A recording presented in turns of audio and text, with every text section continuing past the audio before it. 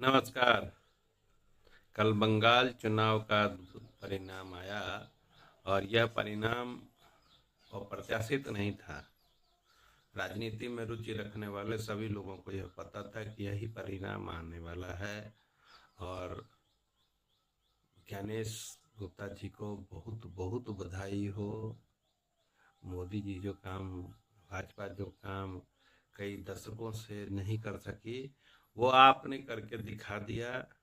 ये बड़ी ही कुशलता की बात है, बड़ी योग्यता चाहिए इसके लिए। बहुत सारे नियमों का पालन करना पड़ता है इसके लिए। तो आपको ये ज्ञानेश गुप्ता जी, आपको हार्दिक बधाई कि आप सफल हुए, आपका मिशन सफल हुआ। आपने पहले बिहार में करके दिखाया, फिर आपने अभी उत्तर प्रदेश में हम लोग देखना चाहेंगे कि आप कैसे करते हैं।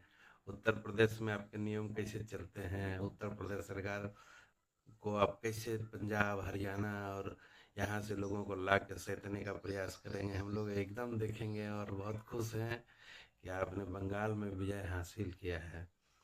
बंगाल में जो सत्ता का परिवर्तन हुआ, ये 90 के दशक में लगभग लगभग जो भी सरकारें बनी थी, नई राजनीतिक करवट ली थी, कांग्रेस मुक्त भारत का जो सपना शुरू हुआ था, वो आज जाके खत्म हुआ। 90 के दशक में जो जो पार्टियां टूट टूट कर नई पार्टियां बनी थी, वो आज सबसे जो अंतिम मजबूत करी थी उस दौर की सबसे बड़ी नेता जो थी, उनको धराशाही कर दिया गया। इसके बाद एक और बात हुई जो जानना बड़ा जरूरी है भारतीय राजनीति में रुचि रखने वाले लोगों को और नए राजनीति में प्रयोग करने वाले लोगों को। भारत के तमाम नौजवानों को भी यह बात समझना होगा कि भारत में एक त्याग और बलिदान संघर्ष करके राजनीति का भी अंत हो गया।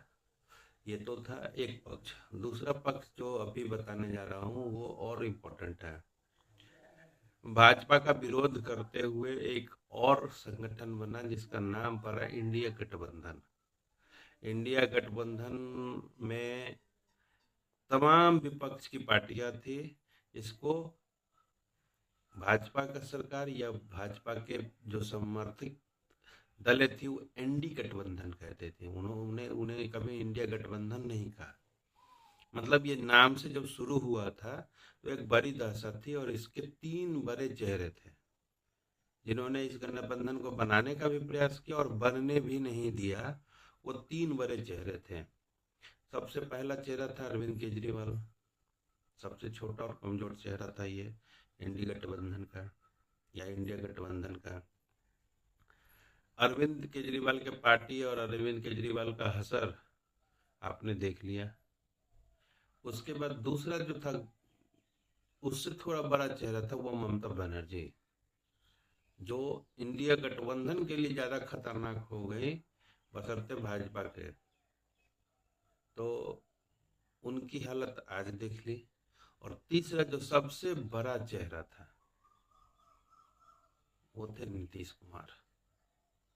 उनकी हालत भी आप देख सकते हैं, समझ सकते हैं। तो जरा इस संदर्भ में चीजों को देखना और समझना शुरू कीजिए। ये कैसा विपक्ष था, ये कैसा पक्ष था। ये तीनों धराशायी होकर अपने आप गिर गए और वहां पे एक नई सरकार बनी। वो सरकार कैसे बनी, क्या बना और क्या हुआ। आपको लगता है कि बंगाल बंगाल में व्यवस्था परिवर्तन होगा, बंगाल के हिंदू और बंगाल में जो नहीं, कुछ नहीं होने जा रहा है। जो पहले था वो वैसा ही रहेगा। आप लोगों को हम बार बार कह रहे हैं, जो पहले था जैसा वो वैसा ही रहेगा, सिर्फ आदमी बदल जाएगा। आदमी बदलने से कोई फर्क नहीं पड़ता है जब तक आप इस व्यवस्था को नहीं बदलेंगे। जब ये व्यवस्था बदलेगी तो भी चीजें ठीक होंगी। और ये व्यवस्था जब भी आप एक हाथ से निकाल के दूसरे हाथ में डालिएगा, दूसरे हाथ से निकाल के तीसरे हाथ में डालिएगा, तीसरे हाथ से निकाल के चौथे हाथ में डालिएगा, आप डालते रहिए और 70 साल से आप डाल रहे हैं, कुछ नहीं बदलने जा रहा है, कुछ नहीं बदलेगा। चाहे आपको जितना प्रयास करना है आप कर लीजिए। व्यवस्था तभी बदलेगी जब आप अपने हाथ में सत्ता लीजिएगा। यानी व्यवस्था तब बदलेगी जब ये सत्ता आपके हाथ में आएगी। और आपके हाथ में कब आएगी? जब आप शक्ति का विकेंद्रीकरण करिएगा। आपके हाथ में कब आएगी? जब आप संसाधनों पर सरकार के बजाय ग्राम सभा, मोहल्ला सभा का कब्जा होगा। जब वो तय करेंगे कि हमारे संसाधनों का कैसे इस्तेमाल किया जाए, हमारे हमारे पैसों का कैसे इस्तेमाल किया जाए, तब जाके ये व्यवस्था बदलेगी। भले आप कहीं पे किसकी सरकार बना लीजिए। इसीलिए आपको बोल रहा हूँ कि भाई संघर्ष जमीन पे करना होगा। आप किसी को नेता बना दीजिए, कोई फर्क नहीं पड़ता है, जब तक कि आप खुद संघर्ष में शामिल नहीं होइएगा। नमस्कार। छोटी छोटी बात हम आपसे करते रहते हैं। आज जो बात की उसको संक्षेप में अगर कहें तो 90 के दशक की जो राजनीतिक बदलाव आया था, जो नए राजनीतिक चेहरे उभरे थे, आज उस चेहरों में से अंतिम विकेट गिर गया।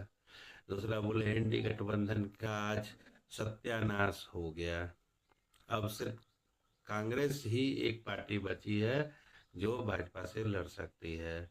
बाकी और तीसरी बात मैंने कहा कि जब व्यवस्था का परिवर्तन कीजिएगा तभी आपके जीवन में बदलाव आएगा। सत्ता परिवर्तन करते करते थक गए, 70 साल में कोई बदलाव नहीं आया, आगे भी नहीं आने जा रहा है। फिर भी जीत की हार्दिक बधाई ज्ञानेश जी को। अच्छा, भाजपा को भी देना है, ठीक है। भाजपा को भी बंगाल की जीत की हार्दिक बधाई। भाजपा के समर्थकों को भी जीत की हार्दिक बधाई। ज्ञानेश जी नहीं होते तो आप नहीं जीत पाते। बहुत बहुत धन्यवाद। जय हिंद।